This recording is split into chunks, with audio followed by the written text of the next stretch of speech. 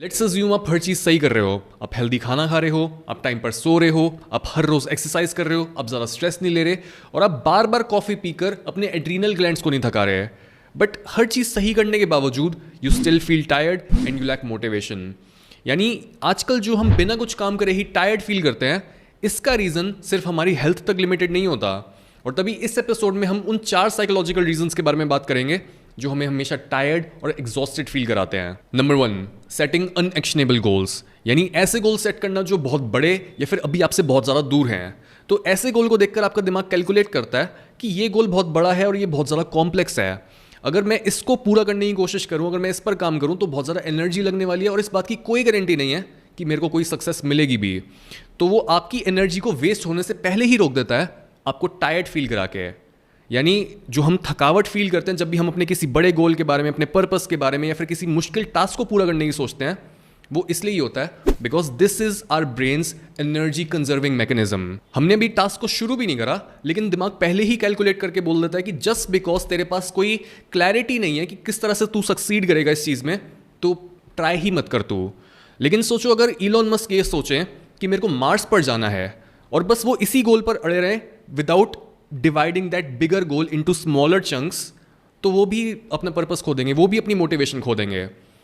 तो हमें इतना वेग नहीं रखना अपने गोल को। जैसे अगर आपको अपनी फैमिली को पावर्टी से निकालना है, अगर आपको कोई एग्जाम को क्रैक करना है, तो बस अपनी निगाह एंड पर मत रखो कि एंड में मेरे को वहाँ जाना है। आपको पता होना चाहिए कि मोमेंट में मैं क्या करूँ। बिकॉज इस तरह के जो गोल्स होते हैं कि मेरे को बहुत ज़्यादा अमीर होना है, मेरे को अपनी लाइफ को बदलना है, मेरे को अपनी बॉडी बनानी है, ये वेग गोल्स हैं। और एक्चुअल में ये गोल्स भी नहीं है, ये बस डिजायर्स और एस्पिरेशंस है कि मैं ऐसा बनना चाहता हूं। आप इन्हें फॉलो नहीं कर सकते हो, आप बॉडी बनाने को फॉलो नहीं कर सकते हो। आपको इन्हें कन्वर्ट करना पड़ता है एक्शनेबल स्टेप्स में कि मैं इस मोमेंट में आज अभी क्या करूं। तब आप कुछ एक्शन ले पाओगे, तब आप डीमोटिवेट नहीं होगे और आपके अंदर एनर्जी आएगी, आप पैशन अपना बाहर निकाल पाओगे। इसके साथ ही ये भी समझो कि हमारे दिमाग की जो आवाज़ होती है, जो हमें बता रही होती है कि हम हमेशा सर्वाइवल मोड में रहें, ये आवाज़ दिमाग की सबसे लाउड आवाज़ होती है। बिकॉज ये हमें प्रिवेंट करती है कोई भी स्टूपिड चीज़ करने से। बिकॉज अगर हम ये सोचें कि हमें लाइफ में कुछ भी बड़ा करना है और यूनिक करना है और हम इसी चीज़ के पीछे एक पहाड़ की चोटी से जाकर छलांग मार दें, तो वो बेवकूफ़ी होगी। तो हमारा दिमाग हमारे ऊपर बहुत ज़्यादा लिमिटेशंस भी लगाता है कि तेरे को ये नहीं करना, तेरे को वो नहीं करना, तू बस बैठा रहे। बट हमेशा हमारा दिमाग सही नहीं होता।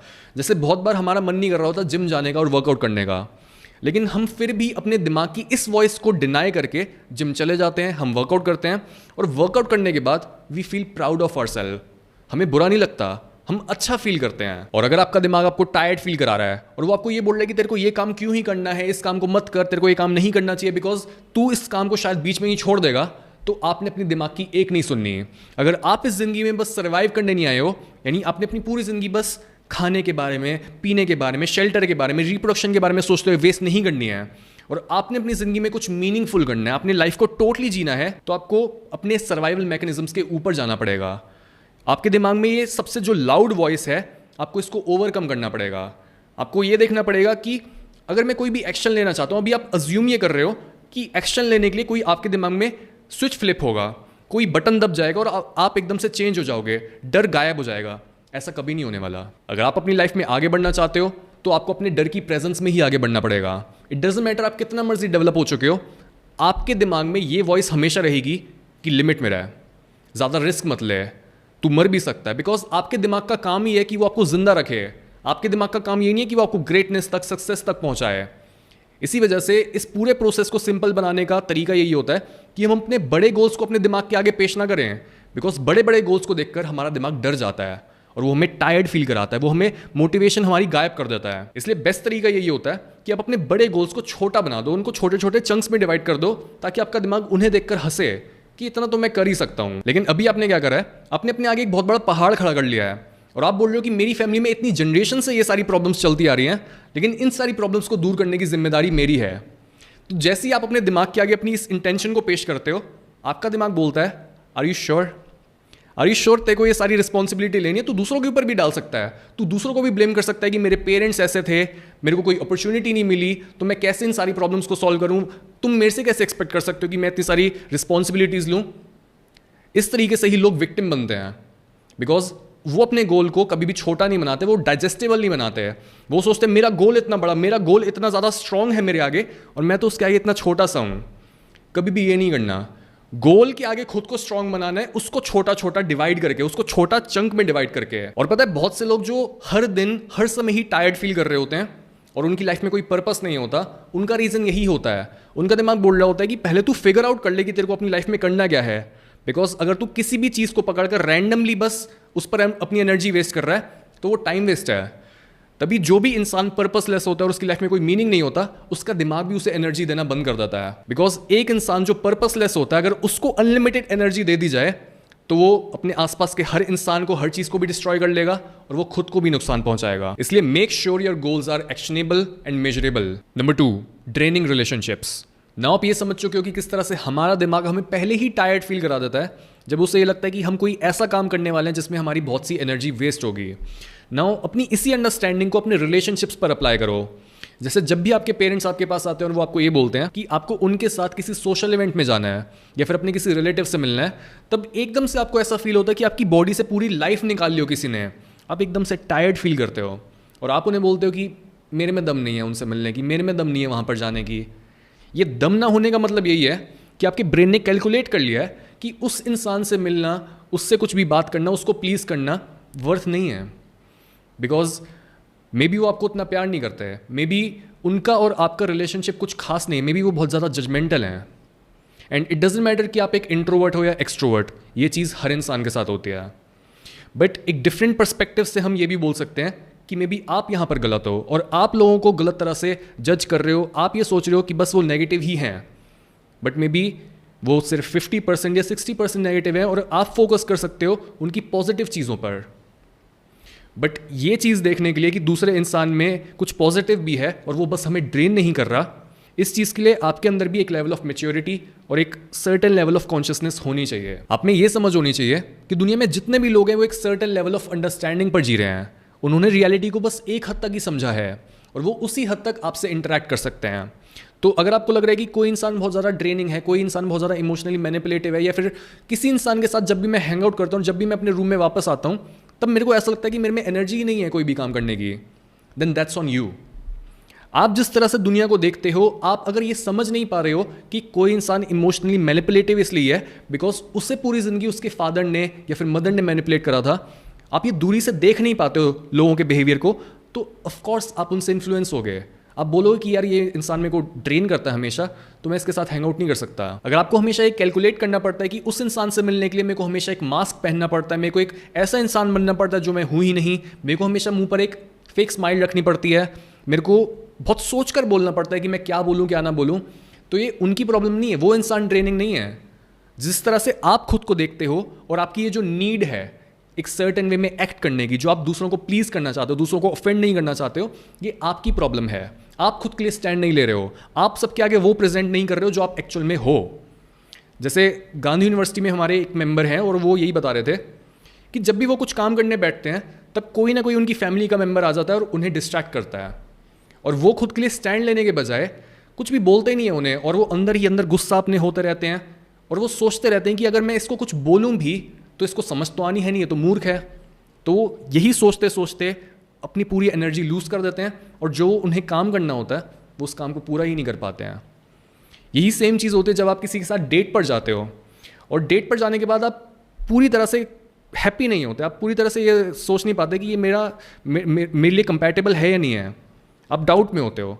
तो जब सेकंड डेट आने वाली होती है और आप ड्रेसअप हो रहे होते हो, आप तैयार हो रहे होते हो, आपके अंदर एनर्जी नहीं होती, बिकॉज डीप इनसाइड आपको पता होता है कि जिस इंसान को मैं अपनी इतनी एनर्जी, अपना टाइम और मे बी अपना पैसा देने वाला हूँ वो वर्थ ही नहीं करता है।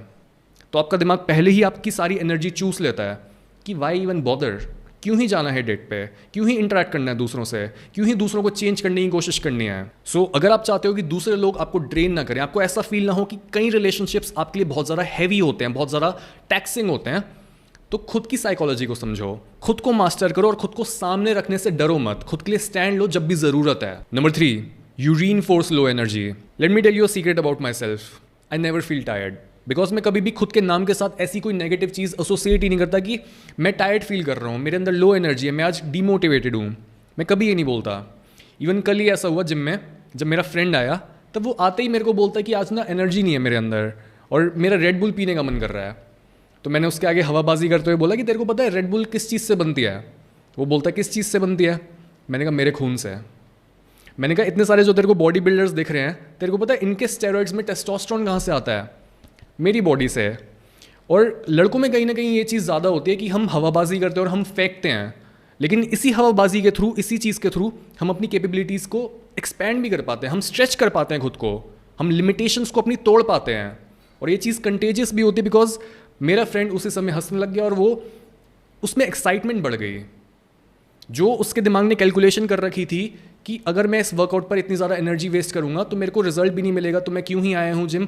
ये दिमाग हमेशा हमारे साथ खेल रहा होता है कि मत करना, आराम करना, घूमने चलते हैं कहीं। तो जैसे ही मैंने उसे अपना ये माइंडसेट दे दिया, जैसे ही मैंने उसमें वो एनर्जी डाल दी जो एनर्जी उसमें नहीं थी, उसकी कैलकुलेशन गायब हो गई। और आपको यही सेम चीज़ खुद के साथ करनी है। And this is not a denial of truth. ये बोलकर कि मेरे अंदर अनलिमिटेड एनर्जी है, मैं कभी थकता नहीं हूँ, मेरे को जितनी मर्जी रिस्पॉन्सिबिलिटी मिल जाए, मैं पूरी दुनिया का भार उठा सकता हूँ, ये सारी बातें मैं इसलिए नहीं बोल रहा बिकॉज मैं ट्रुथ को डिनाई करना चाहता हूँ। This is more like refusal of an undesired truth. मेरे को पता है कि मेरी एक ऐसी रियलिटी है जहाँ पर मैं थकता हूँ, मैं डीमोटिवेटेड फील करता हूँ, लेकिन ये वो रियलिटी है जो मेरे गोल्स तक पहुँचने के लिए उतनी फेवरेबल नहीं है। तभी मैं अपनी इस रियलिटी को मोल्ड करके एक दूसरी रियलिटी के शेप देता हूँ और मैं खुद को बोलता हूँ कि मैं ये इंसान नहीं हूँ, मैं वो इंसान हूँ जिसमें अनलिमिटेड एनर्जी है। I speak it into existence, I think my new reality into existence and I act my new reality into existence. और आपको भी यही करना है।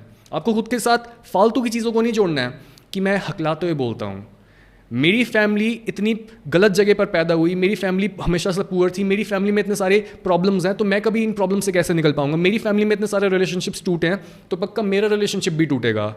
ये सारी बातों को अपने साथ नहीं जोड़ना और अपने ऊपर लेबल लगाना ही है तो एक्सेलेंस का लगाओ, बोलो I am the best. Not in a narcissistic way कि मैं ही मैं हूँ, बट विद दिस अंडरस्टैंडिंग कि मैं अपनी रियलिटी को चेंज करना चाहता हूँ। और अगर मैं जो रियलिटी, जिस रियलिटी को मैं अभी जी रहा हूँ, अगर मैं उसी को रिपीट करता जाऊँ कि मैं तो टायर्ड हूँ, मैं मीडियोकर हूँ, मेरे पास पैसे नहीं, अगर मैं इसी चीज़ को रिपीट करता जाऊँ तो मैं अपनी रियलिटी को चेंज कैसे कर पाऊँगा। मेरे को एक नई रियलिटी के बारे में बात करनी पड़ेगी, मेरे को उसको भी टेंजेबल बनाना पड़ेगा जो बस अभी एक आइडिया है। इसलिए अपने बारे में कुछ भी गलत बोलने से पहले 10 बार सोचो और खुद की लो एनर्जी को रीइंफोर्स करने के बजाय खुद को ये बोलो आई never feel tired. Number 4, you think more than you act. यानी आप बहुत ज़्यादा ओवर थिंकिंग करते हो और आप किसी भी काम को करने के बजाय उस काम के बारे में सोचते ज़्यादा हो। जब भी आप खाली भी बैठते हो तब आप अपना फ़ोन बाहर निकाल लेते हो और जो भी उसमें चल रहा होता है आपके ब्रेन को सारी इन्फॉर्मेशन को प्रोसेस करना पड़ता है। आप जब लैपटॉप खोलते हो तब जो उसमें चल रहा होता है आपके ब्रेन को उसको प्रोसेस करना पड़ता है। अगर आप एंटरटेन भी कर रहे हो खुद को, कोई वेब सीरीज़ देख रहे हो या फिर कोई गेम खेल रहे हो, तब उन चीज़ों से इंटरेक्ट करने के लिए भी आपका दिमाग हमेशा बहुत ज़्यादा चीज़ों को प्रोसेस कर रहा होता है। और जस्ट बिकॉज हमारा दिमाग हमारी पूरी बॉडी का कंप्यूटिंग वाला एरिया होता है, यहाँ पर ही सारी प्रोसेसिंग चल रही होती है। तो जब भी हम ज़्यादा ओवर थिंक कर रहे होते हैं, जब भी हम बहुत सारी चीज़ों में इंगेज होते हैं, तब दिमाग धड़ाधड़ हमारे ब्लड से ग्लूकोज को खा रहा होता है और हम एकदम से ऐसा फील करते हैं कि हमारे पास किसी भी और काम को करने के लिए एनर्जी ही नहीं बची है, चाहे हम बस एक ही जगह पर बैठे हो और हमने कुछ काम करा ना हो तब भी। इसलिए जब भी आप काम करने बैठो तब पौना घंटा, 1 घंटा, या अगर आप एक फ्लो स्टेट में हो तो ज़्यादा से ज़्यादा 2 घंटा आप बैठो और फिर हर चीज़ को छोड़कर अपने फ़ोन को भी साइड रख के ज़रा सी वॉक के लिए निकल जाओ। ये आपके लिए बहुत ज़्यादा बेनिफिशियल होगा बिकॉज दिमाग को सेटल होने के लिए टाइम चाहिए। दिमाग में अगर कुछ ना कुछ कंटेंट चल रहा है तो वो बहुत ज़्यादा एनर्जी कंज्यूम करता रहेगा और आप एक जगह पर बैठे बैठे भी ऐसा सोचोगे पता नहीं आपने कितने हल जोते हैं। आपको हमेशा अपना मोमेंटम बनाए रखना है। अगर आप किसी भी जगह पर बहुत ज़्यादा देर के लिए बैठते हो और बहुत ज़्यादा सोचते रहते हो, कुछ ना कुछ फैंटेसाइज करते रहते हो, तो आपकी बॉडी में इनर्शिया और लेजीनेस सेटल कर लेंगे और आप अपना मोमेंटम खो दोगे। इसे आप ऐसे भी समझ सकते हो जैसे 2 कार्स हैं। एक कार ऐसी है जो 100 की स्पीड पर चल रही है और उसे बस अपनी स्पीड को मेंटेन करना है, लेकिन दूसरी कार ऐसी है जिसको 0 से 100 तक जाना है। तो खुद सोचो कौन सी कार ज़्यादा पावर यूज़ करेगी, कौन सी कार ज़्यादा फ्यूल वेस्ट करेगी और किस कार पर ज़्यादा स्ट्रेस पड़ेगा। ऑफकोर्स वो वाली कार जो स्टिलनेस से एकदम मूवमेंट में आ रही है। तो आपको अपनी मूवमेंट बनाए रखनी है, आपको मोमेंटम को कंटिन्यू रखना है। जैसे जब आप एकदम आराम से लेटे हुए होते हो और आपका कोई भाई बहन या फिर कोई और खड़ा हुआ होता है, तब आप खुद उठकर अपना कोई काम करने के बजाय आप उन्हें ही बोल देते हो कि जस्ट बिकॉज तुम खड़े हुए हो प्लीज़ किचन से पानी ले आओ, प्लीज़ फ़ैन को ऑफ या ऑन कर दो या फिर मेरा ये वाला काम कर दो। आप ये क्यों बोलते हो? आप ऐसा इसलिए ही बोलते हो बिकॉज डीप इनसाइड आपको भी पता है कि स्टिलनेस से कोई भी मूवमेंट लाना, जीरो से स्टार्ट करना बहुत ज़्यादा मुश्किल होता है, बहुत ज़्यादा एग्जॉस्टिंग प्रोसेस होता है। इसलिए कभी भी अपने आप को अलाउ ही मत करो कि आप बहुत देर तक खाली बैठे हुए हो और बस सोचे जा रहे हो, फैंटिसाइज कर रहे हो। ये टाइम वेस्ट है। कॉन्स्टेंटली मूव करते रहो, कुछ ना कुछ करते रहो, प्रोडक्टिव रहो पूरे दिन। जितना आप अनप्रोडक्टिविटी में रहोगे उतना ही अनप्रोडक्टिविटी आपकी और बढ़ेगी। लेकिन जितना आप मोमेंटम बनाए रखोगे, जितना आप कुछ ना कुछ क्रिएट करते रहोगे, उतना ही ज़्यादा आप एक्साइटेड रहोगे, उतना ही ज़्यादा आप एनर्जेटिक रहोगे।